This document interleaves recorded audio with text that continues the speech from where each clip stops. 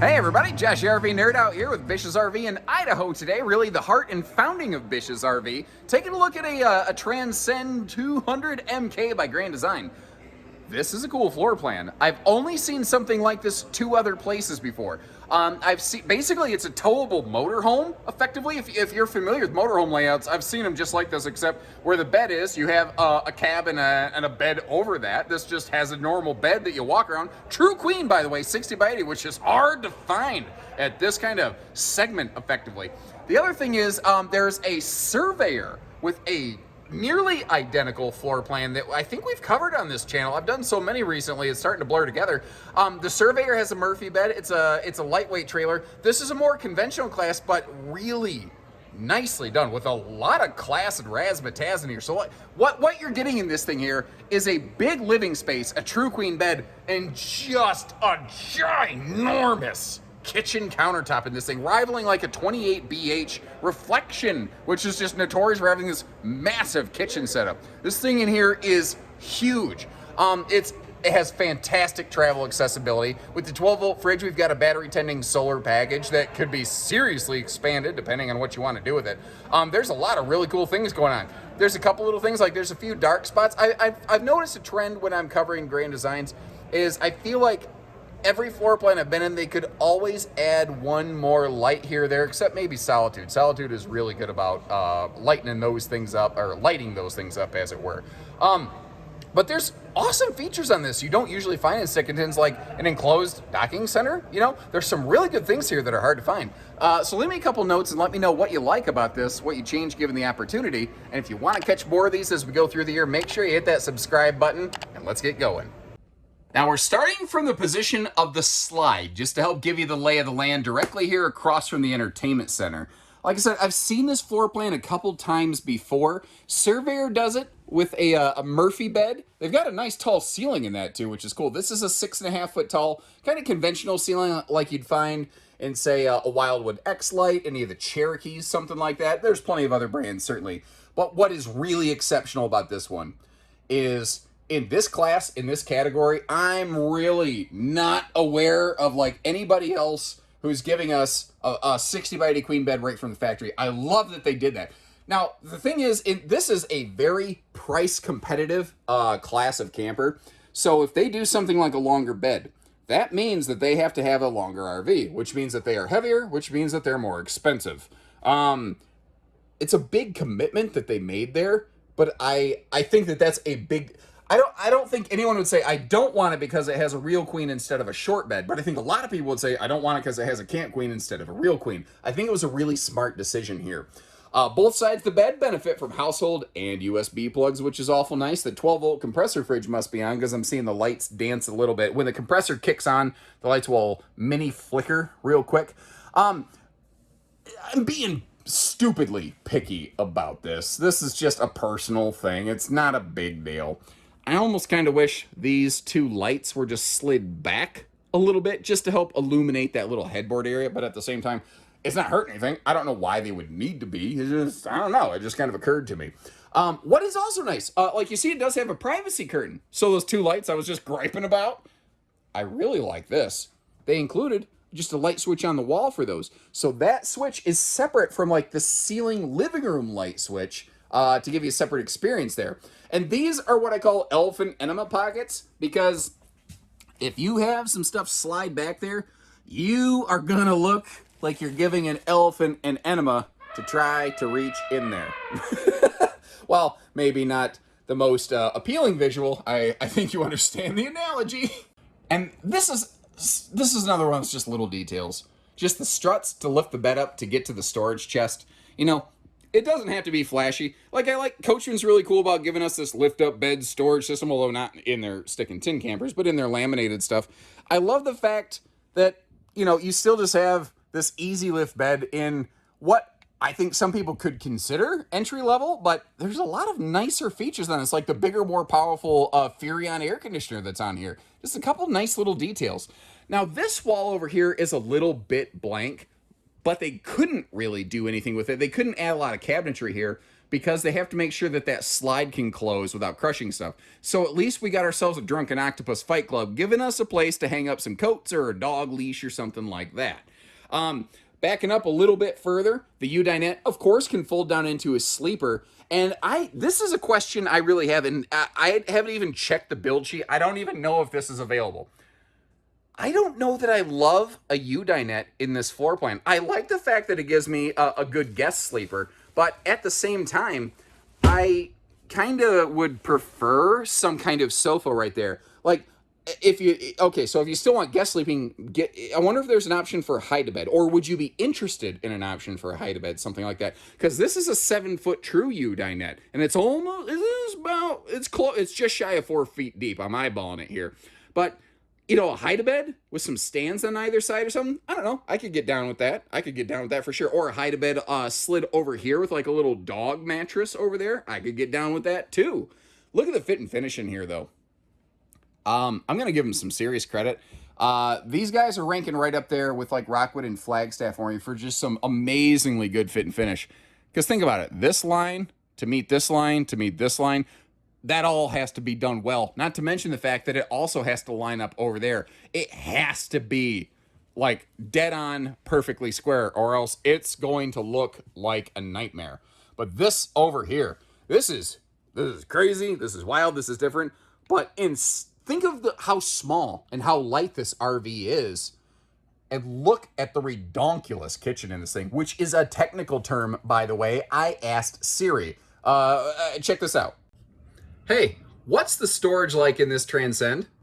Seriously? You and the stupid questions again? I told you the first time it's redonkulous. What else do you want me to say?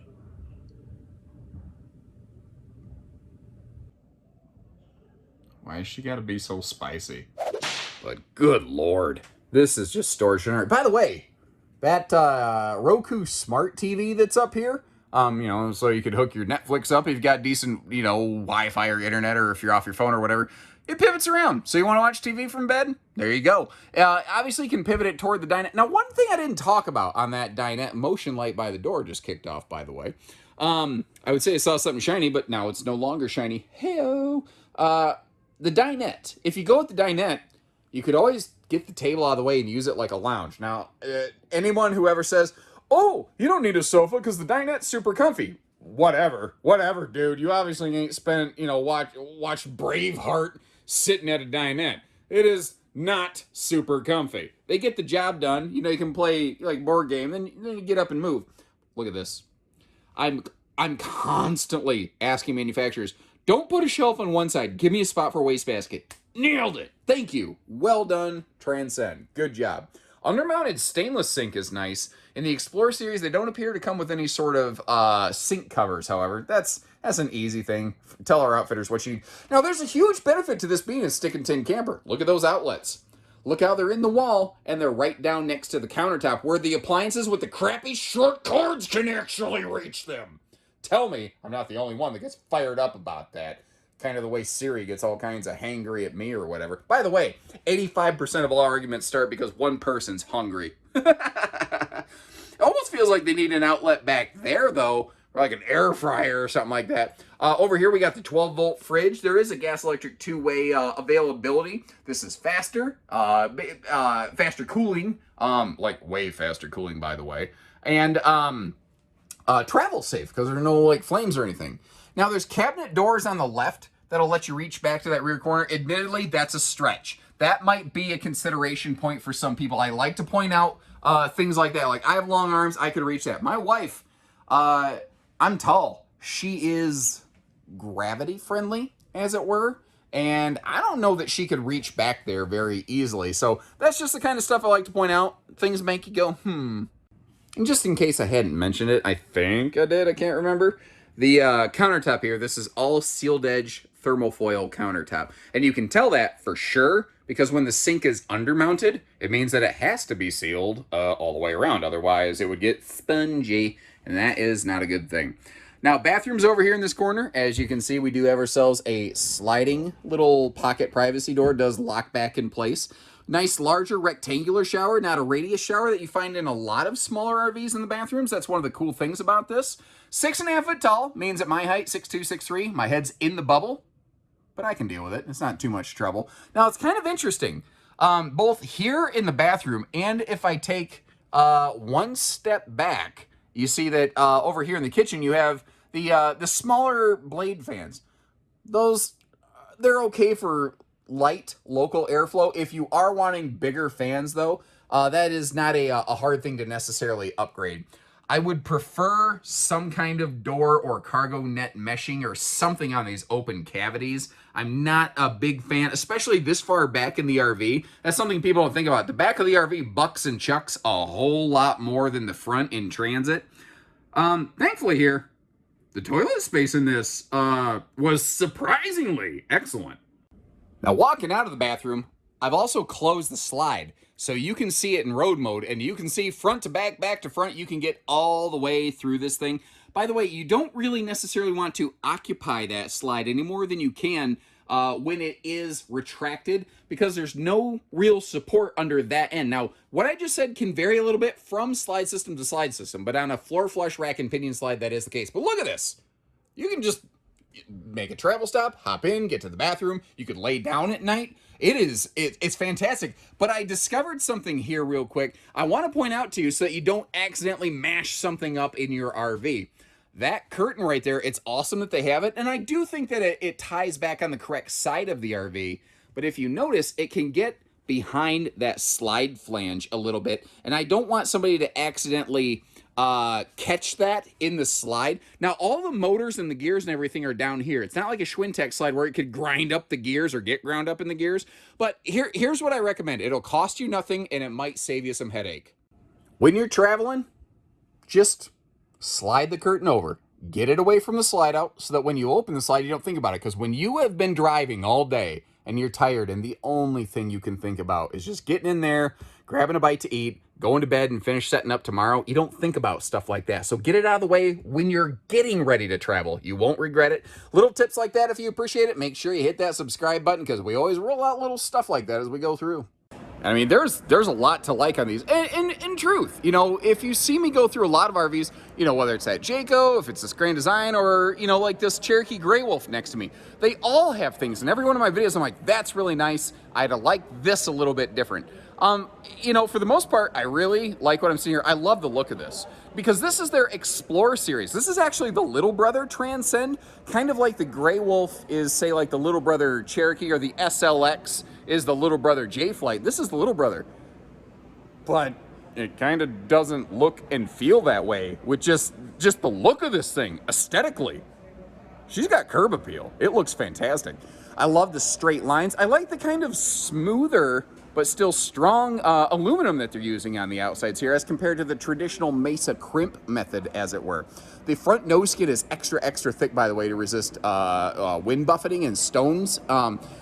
This is one of those really rare kind of like, things that make you go, things. So this is an outside TV bracket, but the TV inside doesn't use the same bracket, so the TV inside can't float. So if you want to use it, you have to get a totally separate TV, which I guess not a terrible thing. It just, I don't know, that feels like a funky little mismatch there. Now, down here in the pass-through, notice how she lit right up because both sides of the pass-through have their own motion-activated lighting, which I think is cool. And over there, it does bump out a little bit, but that's our enclosed docking center. We'll come back to that in just a minute. Now, what you're looking at right here is the anti-slip aluminum plank steps, and unfortunately, they're pretty filthy right now. We've been constantly sweeping these things out all day. One of the good news things here is, like, if you see some of my footprints or this stuff, it won't be there when you take the RV home, because one of the things that we do for you, naturally, is clean the RV. Of course we do, right? I say that, but not every place does. I'm not a fan of any brand's choice to put outside speakers up really high. I really would prefer those to be lower. I do like, though, Grand Design is excellent about giving us some seriously large awning space. Awesome there. Not to mention, just the whole front look of this thing. It's pretty darn sharp. Now we're looking at 20-pound propane tanks here instead of 30s. If you wanted to swap those out to 30s, though, all you really have to do is the rod that holds the regulator in place. You just get a longer one and then get a bigger cover. You know, it's not the hardest thing in the world, although you'd be kind of surprised how much 30-pound propane tank bottles actually cost. It's first time I saw the tag, I was like, oh, okay, maybe I'll just stick with my 20s. It's actually cheaper just to get an extra 20-pound tank that you'll bring along with you, frankly. But this is what I was seeing here. This enclosed kind of wet bay or docking station, whatever you want to call it. This is stuff that you don't normally find on stick and tin trailers. I noticed that East to West kind of followed this trend, but frankly, I'm going to give the credit in the stick and tin world to Transcend for being kind of the trend setters on this. Now, I mentioned how we have that solar package. Oh, thank you, Light. Along with that, we get a 25 amp MPPT charge controller. Now, what that'll allow you to do is expand on the 165 watts that we have up on the roof.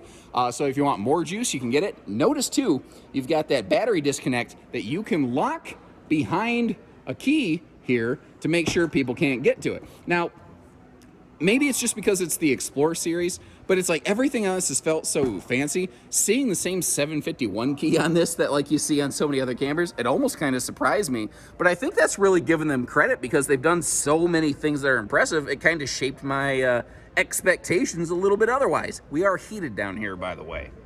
Now, one of the cool things with this floor plan is that it does benefit from a single sewer point outlet, since all of the wet stuff is basically in the back, and naturally, with the bathroom being back here, that's a good place for the black tank flush. Backing up a little bit here, that is a rack and pinion slide, by the way, a through frame slide. These are not necessarily designed to be quite as weight sensitive as, say, like an Imagine would be. You know, they're trying to be, they're a little bit heavier, but they're also going for kind of a little heavy duty feel. Up top on the back, prepped and ready for, looks like Furion backup camera. Funny thing is though, pretty much any RV is set and ready for virtually like any backup camera method. These are manual jacks, but frankly, get yourself a little power drill and just put those things up and down with the little $6, $7, $8 hex nut adapter. No big deal on that. I think we're good down here. I think we pretty much covered things. Let's get ourselves up on the roof there, which is walkable and thankfully includes a ladder where, man, a lot of brands just don't even, not only do they not include a ladder, but a lot of them don't even prep their RVs to add one after the fact. And here these are from the factory. And then up here on the roof, they are very heavy-handed about their sealants, which is something that I always like seeing. Reminds me actually a lot of Rockwood and Flagstaff. They must have stock in the sealant over there because holy cow, they layered on real heavy just like this. If I'm going to be nitpicky, I prefer white shrouds on roof fixtures just so that they don't get chalky from the sun. It also helps the air conditioner run a little more efficiently, although a white or black shroud's probably not going to be the reason the make or break it works or doesn't work, especially since it does have a roof that, frankly, can breathe, which is a breath of fresh air. Hey-o, see what he did there. My point there is that roof attic vent allows the heat built up in the construction of the roof to breathe out so it's not boiling your air conditioning ducts. And again, anytime we get a 12-volt fridge on a Grand Design, you're going to get that 165-watt roof solar package. And with the charge controller they have on these, you could expand that like crazy. So when you're ready to explore your payment opportunities,